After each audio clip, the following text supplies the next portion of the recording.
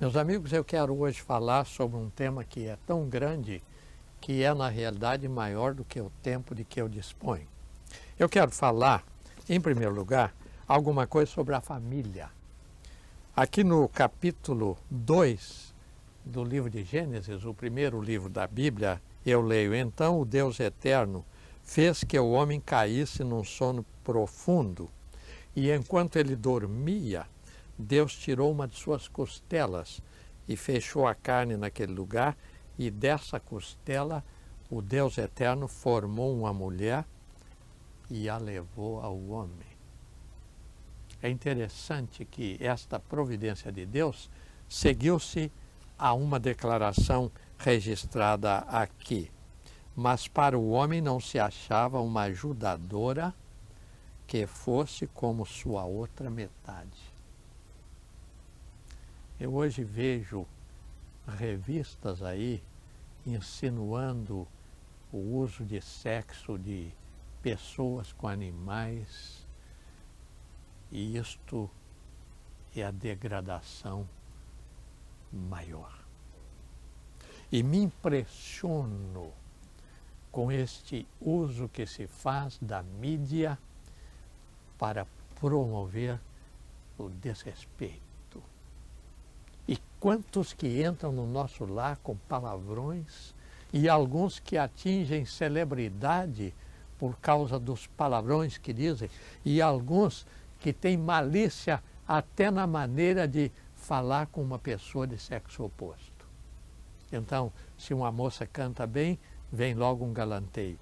Se uma senhora dá uma entrevista com distinção, ela é logo explorada no seu sentimento.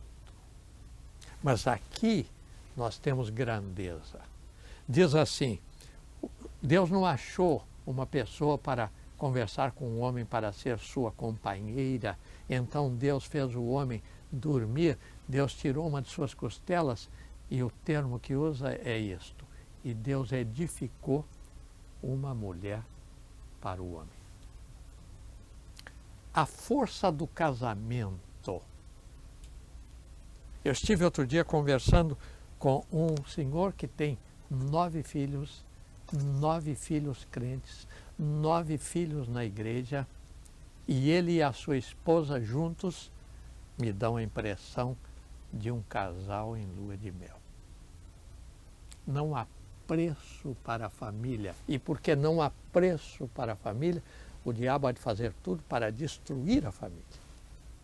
Eu coloco no meu livro Jesus Cristo está Voltando um capítulo que eu intitulei A Família no Plano de Deus.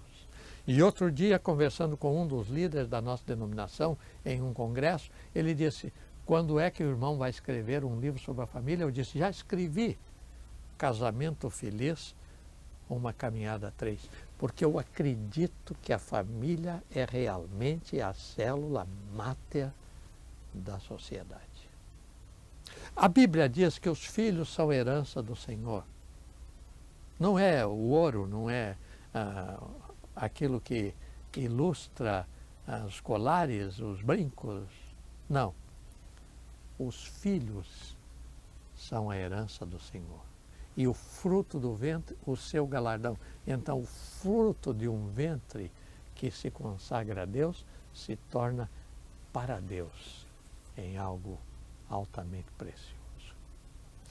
Mas eu quero chamar a atenção para o outro texto que se encontra aqui em Mateus, no capítulo 16, quando Jesus diz assim: sobre esta pedra edificarei a minha igreja, e as portas do inferno não prevalecerão contra ela. Esse termo traduzido como edificarei a minha igreja é o mesmo termo que diz lá em Gênesis, quando Deus criou a mulher. Edificarei o lar, edificarei a igreja. Deus edificou o lar primeiro, a igreja em seguida. Estive com uma senhora tão simples e tão simples, uma doméstica, uma arrumadeira, e ela disse assim: eu sou crente em Jesus Cristo, e eu quero segurar a sua mão porque eu ouço o senhor na escola bíblica do ar e nunca pensei de encontrar o senhor. Uma senhora tão simples, tão distinta, eu quero segurar a sua mão. E depois ela disse, eu tenho 3 filhos, eu quero que um seja pastor, eu quero que um seja diácono da igreja. E eu quero que o outro seja na igreja aquilo que for preciso que ele seja. Eu olhei para aquela senhora tão simples, tão modesta, e no coração eu agradeci a Deus porque eu vi ali a interligação do lar e da igreja de uma maneira maravilhosa. É interessante que Jesus fundou a igreja, Jesus é o cabeça da igreja, diz a Bíblia, mas quando Paulo escreve a sua carta aos Efésios, ele fala do lar cristão e ele fala então do marido como cabeça da mulher, como cabeça do lar. A cabeça conhece, a cabeça dirige, a cabeça sustenta. E nós então podemos ver esta maravilhosa associação, a família e a igrejas ligados pelo mesmo laço de amor. O apóstolo Paulo diz na sua carta aos Efésios, Cristo amou a igreja e a si mesmo se entregou por ela. Hoje, tantas pessoas não querem mais falar em igreja, dizem, eu sou crente, mas eu não quero nada com a igreja. E eu digo, em geral, a estas pessoas, você não sabe o que está perdendo, porque a igreja é a comunidade, é a fraternidade, é a família maior, é a união dos ideais para o serviço de Deus.